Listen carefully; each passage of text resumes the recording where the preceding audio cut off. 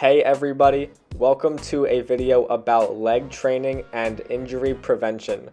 The drills I'm doing right here are dynamic warm-ups, so dynamic or moving stretches are the best way to start any workout because it gets blood flowing to the muscles that you're going to train and it doesn't prematurely exhaust the muscles the way static holding stretches do.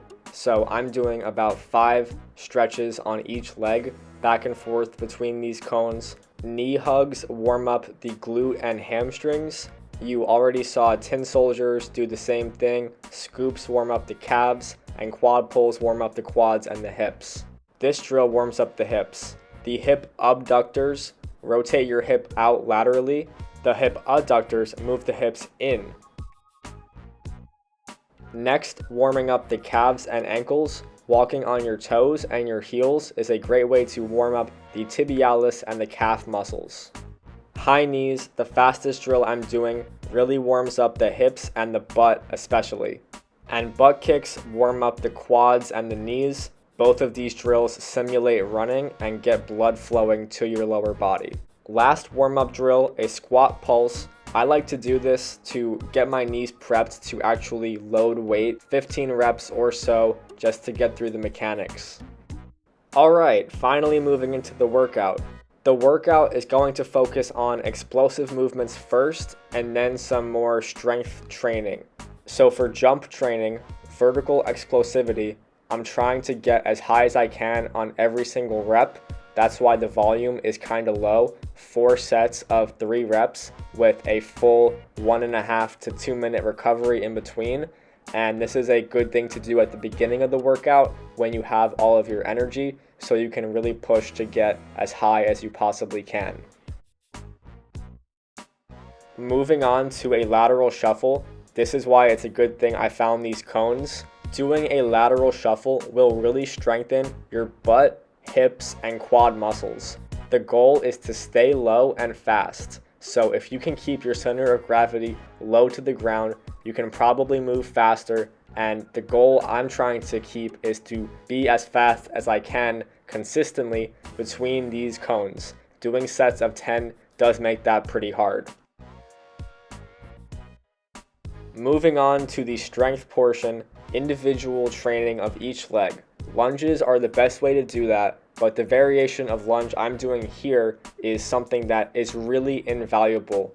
Knee over toe lunges, you've probably heard or been told not to do this, but there is actually an overwhelming amount of evidence that suggests that if you put more weight over your knee and your leg can handle that weight, then you will get injured less. I am citing Ben Patrick, knees over toes guy. He is one of the smartest fitness YouTubers I know, and I first learned about this exercise from watching him, so I am not taking credit for it at all. Please check out his videos because he's really intelligent. The rationale behind this exercise is that at the bottom, you are stretching the Achilles tendon and the knee tendon, so you are conditioning the connective tissue that is often overlooked. This will make you more injury resistant in the future. Next are Nordic curls. If you watched my 1-minute fix for hamstrings, you already know what this is. Basically, lower your weight to the ground using your hamstrings and butt and control that weight back up by contracting those muscles. This recruits the hamstring muscles unlike any other exercise I've done. It also conditions the back of the knees and the PCL directly. Hey, how you doing? I really thought he was going to kick me, but this guy's actually nice. I've seen him before. When doing this, you really want to have padding for your knees. A gym mat would work, or here I'm using a towel, and I'm locking my feet under this really heavy thing. Supporting your feet is important so that it can handle your entire body weight. My feet aren't fully under this thing, so it makes it kind of hard. You can see my calves are really struggling, but any way you can lock down your weight, the better this exercise will go.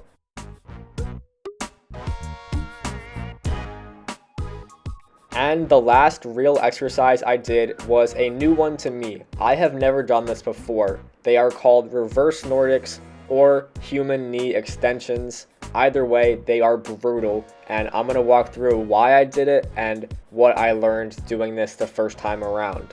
This is a quad exercise where you're supposed to lean as far back as you can and then contract with your quads to return back to upright sitting. When you lean back, you feel a ridiculous stretch in your quads and knees. It doesn't feel great, so you can use your hands to drop and push your weight back off, or you can stack mats behind you so that you can only lean so far back and then you are supported. This was really tough.